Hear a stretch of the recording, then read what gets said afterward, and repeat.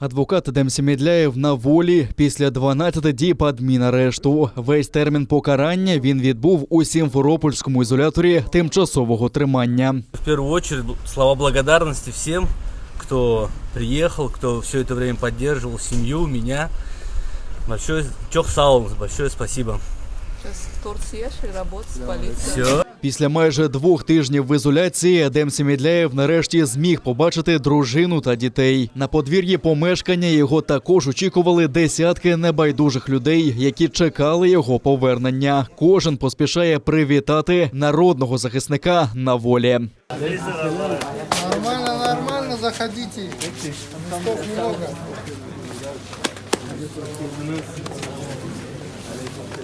Стіни оселі Едема Семедляєва прикрасили дитячими малюнками та словами підтримки. З ними люди підтримували адвоката, поки той був в ізоляторі. Мы снимали много видео.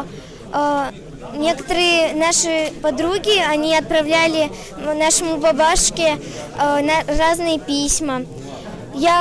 Мы всей семьей очень расстроились, когда бабаку забрали, когда мы об этом узнали. Мы не переставали читать Аллаху дуа, чтобы у него там все было хорошо.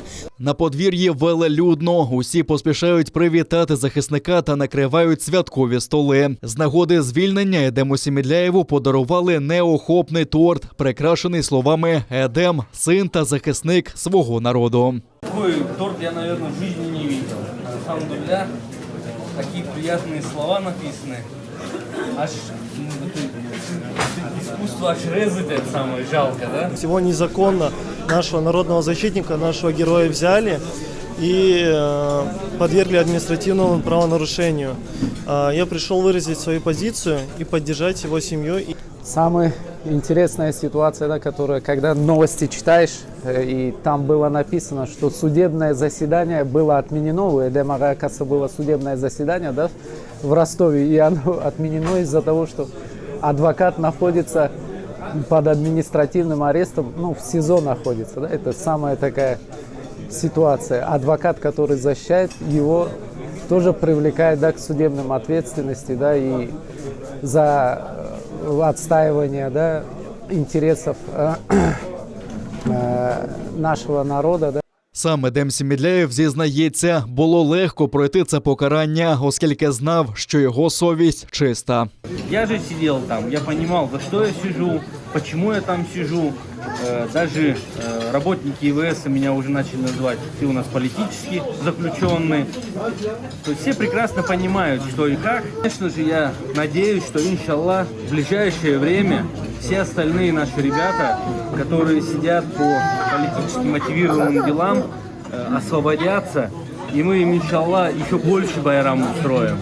Мы очень этого дня ждем.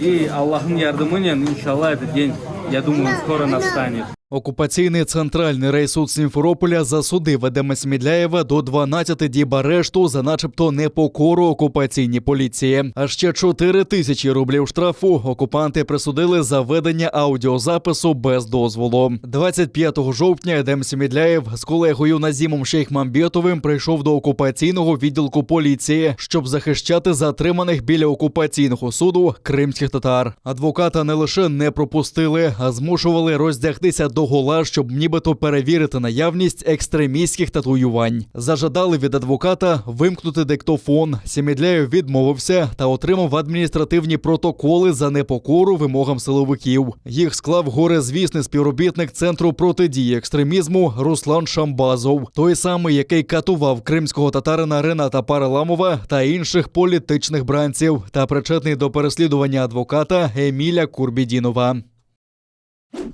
Окупанти почали кидати за ґрати тих, хто зустрічав Едема Семедляєва з ізолятора тимчасового тримання у кримській столиці. Люди отримують від 12 до 14 діб адмінарешту. На 14 діб окупаційний суд Київського району Сімферополя кинув за ґрати і журналіста Вілена Тімір'янова за те, що він робив репортаж під час звільнення адвоката. Ми не питаємо ілюзій і переживаємо за те, що, як от сказано, буде пробито очередное дно, что арестуют и женщин. Это будет уже, понимаете, апогей вот этого беспредела, бесчинства, бездушия со стороны властей, со стороны силовиков и так далее. Я не знаю, что они хотят этим самым добиться. Видимо, штрафы и удар по народу, так скажем, рублем не останавливает их, не устраивает их, не удовлетворяет, возможно, их. Арешти загрожують і іншим кримським татарам, які у вівторок увечері прийшли зустріти адвоката на волі, але були затримані окупаційними силовиками. Їх відвезли до відділків окупаційної поліції Сімферополя та залишили на ніч. Виняток зробили лише для неповнолітніх Амара Абдулгазієва та Мір'єм Куламетової. Їх відпустили додому під зобов'язання з'явитись на судове засідання. Очень долго держали, не давали нам переводчика, адвоката долго не пускали. И вот буквально 1,5 часа назад начали составлять протоколы при присутствии переводчика и адвоката. Вот. При выходе, хочу сказать, при выходе все нам уже дали протокол и отпустили домой. Но при выходе какая-то машина и полицейские стали заставлять нас сесть в машину, чтобы мы поехали на какое-то медицинское освидетельствование. Увечері вівторка більше сотні людей з тортом та повітряними кульками прийшли зустрічати Едема Семідляєва, у якого закінчився 12-добовий арешт. Але зустріти його окупаційні силовики не дали. Вони почали затримувати людей ще за 10 хвилин до того, як Едем Семідляєв вийшов з будівлі ІТТ. Абсолютно незаконное задержание, абсолютно незаконные аресты, которые были сегодня проведены. Это не что иное, как очередное запугивание и давление на людей. Когда люди подходили, там уже дежурили Росгвардия, вот, сотрудники ОМОНа и так далее, которые начали задерживать людей абсолютно мирных, которые находились на улице законно, вот, ничего не нарушали, вот, никаких демонстраций там не было и так далее, и так далее. Да? Это свою позицию более подробно мы будем уже описывать в ходе судебного заседания.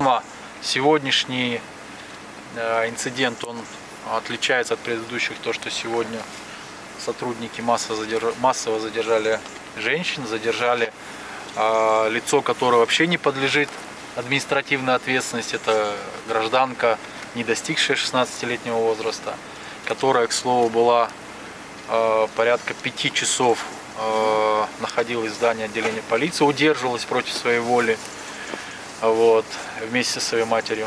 Силовики заздалегідь підігнали 2 автобуси і росгвардійці почали заводити туди людей. Силовые структуры дошли до того, что начали задерживать уже и женщин. Да, то есть о чем это говорит? Это говорит о том, что ситуация для них такова, что они уже не знают, как изощряться в борьбе против мирных людей. И это еще раз показало, что испытание приходит не только одному человеку, приходит всем.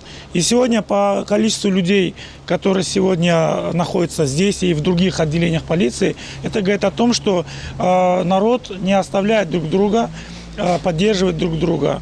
Усього окупаційні поліціянти затримали 31 людину. Серед них було 10 жінок та 5 журналістів. 3 з них були з редакційними посвідченнями і при затриманні повідомили окупаційних силовиків, що ті перешкоджають їхній професійній діяльності.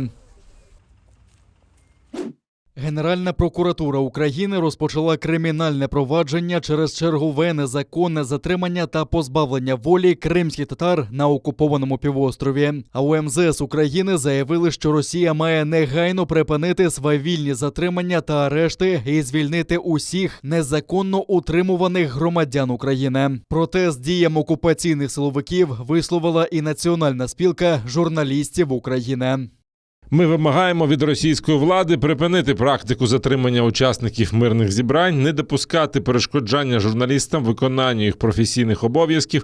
Ми висловлюємо свою професійну солідарність з нашими колегами, громадянськими журналістами Криму, які роблять важливу роботу з висвітлення боротьби кримських активістів за демократію та формування громадянського суспільства. Бульдозери та комунальники у супроводі ОМОНівців під наглядом окупаційних силовиків знесли будинок ветерана Кримсько-татарського національного руху Рустема Усійнова у селі Морське біля Судака. Поки чоловік був у лікарні з пневмонією, окупаційний суд вирішив, що земельна ділянка, на якій стоїть будинок, належить муніципалітету, а усі будівлі мають бути знесені. Усійнов домігся, щоб його дочасно виписали з лікарні. Раніше він оскаржував рішення окупаційного суду, але апеляцію досі не розглянули. Окупанти не стали чекати засідання. Разом з приставами прибули співробітники окупаційної поліції, ОМОН, а також пожежна машина та Крименерго. На очах Рустема Усійнова окупанти описали майно. Ветеранові національного руху стало зле. Карета швидкої забрала його до судакської лікарні. Много чего сделали, и это сделают. К сожалению, мы общий язык с этим государством не находим. Они не подчиняющихся крымских татар, которые имеют свое мнение, которые не соответствуют с мнением властей, наверное, будут наказывать нас. Ну, будем надеяться, что этому тоже придет конец. 14 тисяч випадків коронавірусу зафіксували за минулу добу на материковій частині України. 595 людей померли від цієї хвороби. Понад 4 тисячі людей госпіталізували із COVID-19. Ми фіксуємо спад тижневої кількості госпіталізацій хворих з коронавірусною хворобою у кожній області. З понеділка зайнятість ліжок з киснем у кожному з регіонів вже є меншою. За індикаторний показник червоного рівня епідемічної небезпеки – 65%. До цього такий показник востаннє в нас був 30 вересня. Усі лікарні, які надають допомогу хворим на ковід, забезпечені киснем у повному обсязі. Тим часом у червоній зоні епіднебезпеки досі знаходяться столиця та 18 областей. Тільки кожен третій дорослий українець завершив повний курс вакцинації. Найкращий захист ви матимете через 14 днів після того, як отримаєте другу дозу. Тому важливо не зволікати і зробити її якомога скоріше. Мінімально можливі інтервали для вакцин. Pfizer – 21 день, Moderna – 28 днів, CoronaVac – 14 днів, AstraZeneca – 28 днів. Тим часом в окупованому Криму окупанти заявили про 1003 нових випадки COVID-19. 33 людини не змогли подолати хворобу та пішли з життя.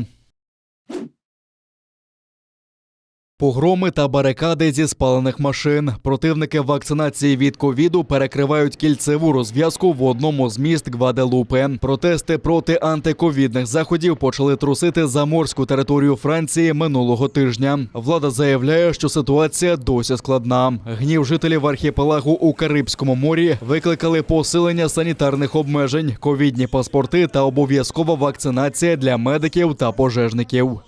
Я відстоюю своє право вибирати, які ліки мені приймати, що робити зі своїм організмом. І як жінка та мати я відстоюю права своїх дітей, оскільки не хочу, щоб моїх дітей вакцинували препаратом, який досі залишається експериментальним. Протести супроводжувалися заворушеннями, сутичками з поліцією, підпалами та нічними пограбуваннями. Місцева влада минулої п'ятниці ввела комендантську годину, проте погроми ночами продовжилися. Затримано десятки людей. Очільник МВС Франції заявив, що протестувальники застосували вогнепальну зброю проти поліції. Уряд країни кілька днів тому спрямував на Гваделупу поліцейських спецпризначенців. За словами міністра внутрішніх справ, заворушення певною мірою вдалося стримати. У Парижі побоюються, що те саме почнеться і на острові Мартініка. Там профспілки також виводять людей на протести. Місцева влада повідомляє, що ночами чути постріли. Відставки уряду та нових виборів. У Туреччині відбулися протести через падіння національної валюти – ліри. Люди незадоволені різким зростанням курсу долара. Деякі знайшли незвичайний спосіб протесту – греміти залізним посудом.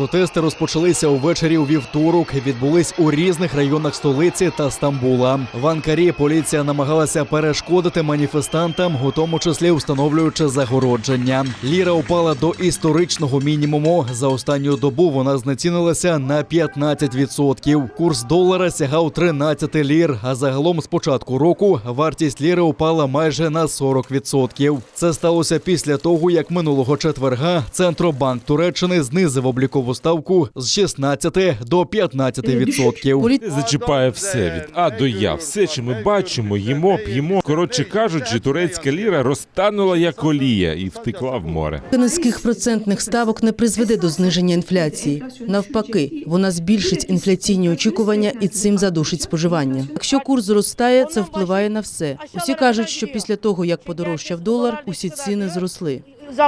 У Центробанку Туреччини кажуть, що інфляція має тимчасовий характер. Політики також зазначають, що дефіцит платіжного балансу – це ключ до стабільних цін та підвищення курсу ліри. 1 грудня окупанти почнуть оцінювати домогосподарства в Зарічному, які зноситимуть заради та вреди. Про це повідомив окупаційний голова Криму Сергій Аксьонов. Він заявив, що у попередньому списку 177 земельних ділянок та 58 домогосподарств. Але за словами Аксьонова, це ще не остаточний перелік, оскільки, мовляв, дехто не встиг стати на кадастровий облік за законами окупантів. Через село Зарічне Сімферопольського району окупанти планують прокласти дорогу, яка поєднає Тавриду з дорогою на Ялту. Люди обурюються, бо ж не вірять в компенсації від окупантів, та й віддавати оселі під знесення не бажають. Вони запропонували прокласти дорогу в обхід ближче до Аянського водосховища або до військового полігону. Але окупанти одразу ж відкинули таку пропозицію. Не видите, что ли, как они делают и к чему это все идет. Все скрывается, все. И кто стоит, кто лоббирует первый вариант, тоже. Почему-то все молчат, что за этим стоит Буданов. То, что он там кум Константину и еще что-нибудь, им плевать и идут по головам, потому что вся та территория, если даже судить по сайту Добровского сельского совета, там 300 с чем-то участков, да, и собственник. А сколько там собственников на тех 300, по 400 участков? И он там собственник, имея забор и туалет на этом участке стоит. Мы здесь по 20 лет, по 4 поколения здесь прожили, а нас теперь, значит, они максимум год живут здесь. А мы местные, теперь куда нам?